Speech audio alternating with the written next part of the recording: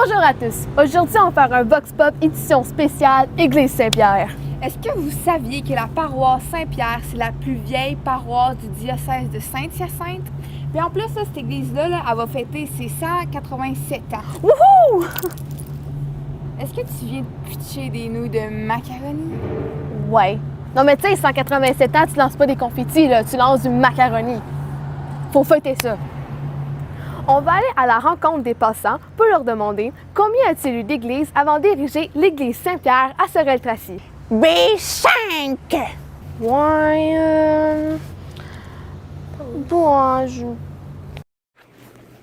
La première église construite à Sorel-Tracy était faite de bois et à brûler. La deuxième a pourri et la troisième construite en pierre était trop petite pour les pratiquants. L'église Saint-Pierre a donc été construite en 1830. La première rénovation a eu lieu en 1920 et la deuxième en 1960. Comme deuxième question, nous voulons savoir pourquoi l'église a-t-elle 3 nefs? 3 nefs? De quoi tu jases, toi, avec tes 3 nefs? Sont où tes 3 nefs? Une nef, nom féminin, partie d'une église de plan allongé qui s'étend depuis le chœur ou le transept jusqu'à la façade principale ou au narthex, chacun des vaisseaux parallèles pouvant composer cette partie. Bien sûr, c'est assez simple. Cette église-là a été construite selon le principe de 3 nefs. Donc, au lieu d'avoir une seule nef, eh bien, ils ont décidé d'en mettre 3. Ça allège le poids que tu mets sur la structure extérieure. Et donc, la moitié du poids, un petit peu plus, est sur les colonnes à l'intérieur. Et ça fait que les murs extérieurs peuvent avoir une charge moins élevée qu'elles portent. Et puis, tu peux rapetisser les murs, ce qui peut donner un autre style un peu moins chargé. Et à l'intérieur, eh bien, on peut personnaliser les colonnes, on peut mettre des arches. Et puis, ça met beaucoup de détails en grande majorité. À l'église, ça donne un cachet. Et c'est pour ça que les églises, majoritairement en ville, ressemblaient à cela. Et puis en campagne, du moins, c'était beaucoup moins populaire, si je puis dire, ou beaucoup. Maintenant, quel élément rend cette église particulière par rapport aux autres églises? Hey man, c'est tellement l'élément du feu, genre! Oh, 66! Je crois que simplement par son instrument, l'orgue, qui est le plus imposant de la région, avec 35 jeux. Voilà, c'est ce que je crois démarque cette église au niveau de l'instrument. Si on demandait un orgue identique en 2017 de 35 jeux, ça coûterait autour de 850 000 $, plus ou moins.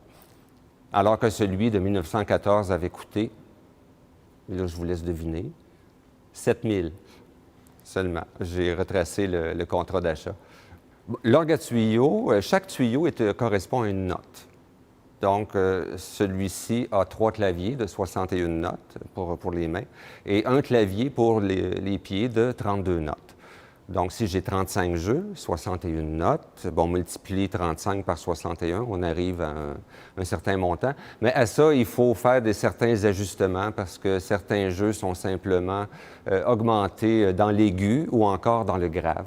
Ce qui fait que si mon calcul est exact, on arriverait autour de 2020 tuyaux pour cet instrument-là.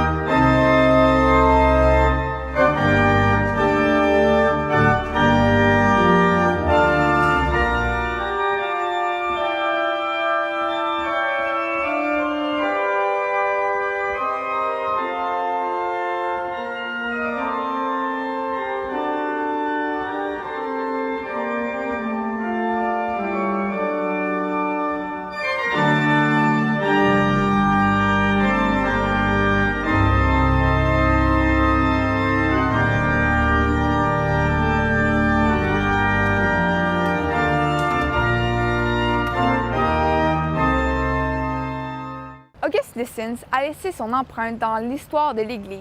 Comment? Est-ce que c'est celle-là?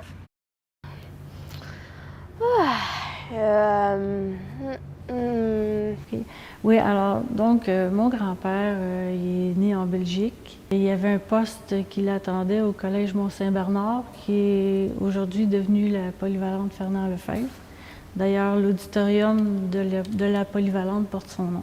Il était organiste ici, à la paroisse Saint-Pierre. Il était organiste jusqu'à sa mort le 8 juillet 1954. Donc, dans ce temps-là, être organiste à l'Église, c'était presque un emploi à temps plein. Sa chose la plus marquante, je pense, c'est ses inventions. Il a inventé, entre autres, lui, comme il ne voyait pas, et puis il composait beaucoup.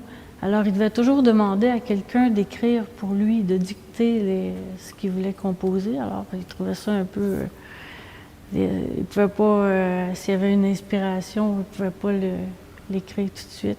Donc, il a inventé un appareil pour que lui-même puisse écrire, pour que nous, on puisse lire. Cette histoire-là, ça m'inspire, ça me donne comme le goût de jouer de la musique. Ça tombe bien! Je nous ai emmené des casseroles! Mais avant, il faudrait peut-être faire la conclusion. Ah oui. Mais si vous voulez que cette histoire-là n'aille pas de fin, il faut donner la dîme puis la quête. Bon ben. Ouch, là. Elle est bonne ta question, toi? Bingo!